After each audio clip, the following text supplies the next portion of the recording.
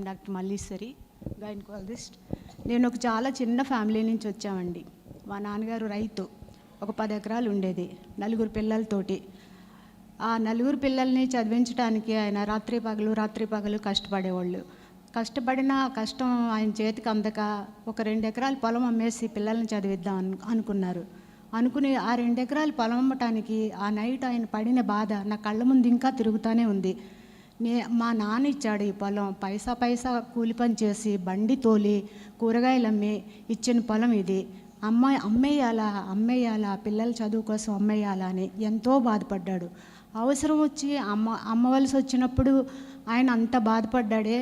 ఈ గవర్నమెంటు ఇన్నిన్ని ఎకరాలు ఎలా దోసుకోగలుగుతుందండి?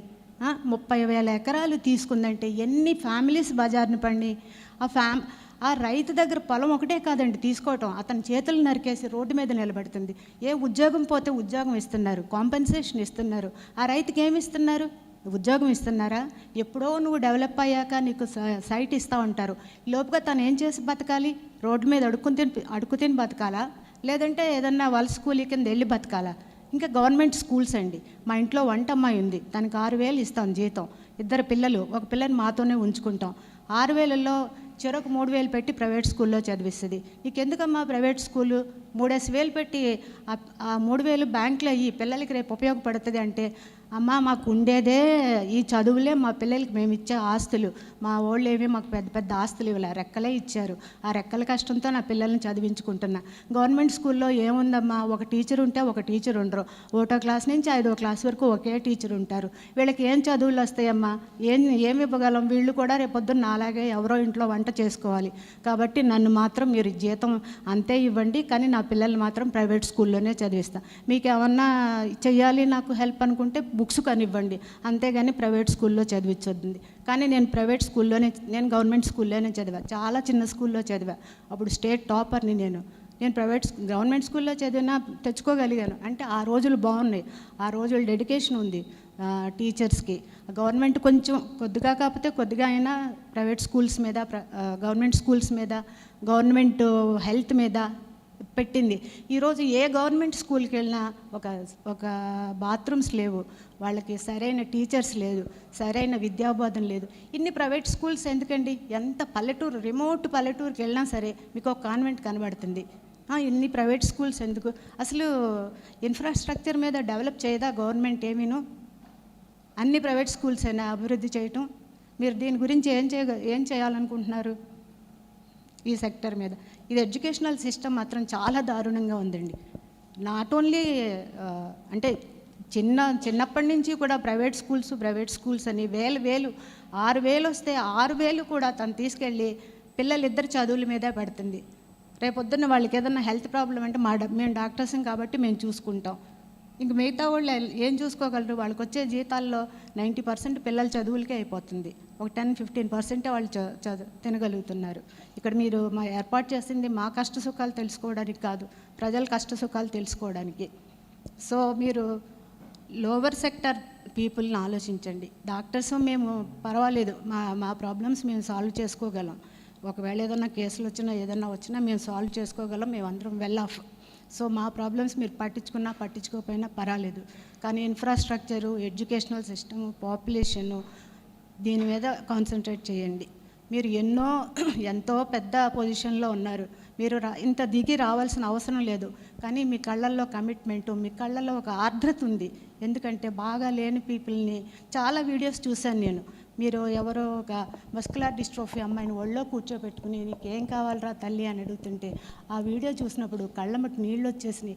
ఇంత మనిషి, అంత మహామనిషి ఆ అమ్మాయిని ఒళ్ళో కూర్చోబెట్టుకుని మెల్లిగా స్ట్రోక్ చేస్తూ నీకేం కావాలరా తల్లి అంటే అమ్మాయి నీ కాళ్ళకి దండం పెట్టుకుంటాను అన్నా అంటే అబ్బబ్బా వద్దమ్మా నీ కళ్ళమట నీళ్లు తెచ్చుకుని తల పక్కకి తిప్పుకున్న ఆ వీడియో నేను ఈ పాటికి 100 సార్లు చూసుంటానండి.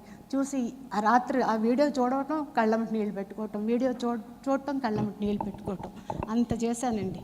మీకు ఏం కావాలన్నా మీ వెనక మేము ఉంటాం సార్. కాకపోతే మీరు మాకేం చెయ్యొద్దు, సొసైటీలో అవసరమైన వాళ్ళకి చేయండి సార్. Thank you. మీరన్నట్టుగా ఆ పాపని ఒళ్ళో తీసుకుంటే ఏ డిజైన్ లేదు, బాగా నడిచే పాప, మస్కులర్ ప్రాబ్లం డిస్ట్రోఫీ వచ్చింది, పడిపోయింది. హర్ ఓన్ డిజైర్ అంటే తను ఎందుకు ఉంది అని అంటే తనకి అమ్మాయి నా సినిమాలు చూసి నన్ను పాటలు చూస్తే నవ్వుద్దంట, అదొక్కటే. That's only connection she had, that's reason why she was able to make it. నాకు అందుకు బాధ కలిగింది. అంటే అలాగే హెల్త్ కేర్ కూడా బేసిక్గా మీరు అన్నట్టుగా హెల్త్ కేర్ నేను ఏం ఆలోచిస్తున్నానంటే ఎడ్యుకేషన్ ఒకటి, basic education or basic health care to a great extent government should undertake.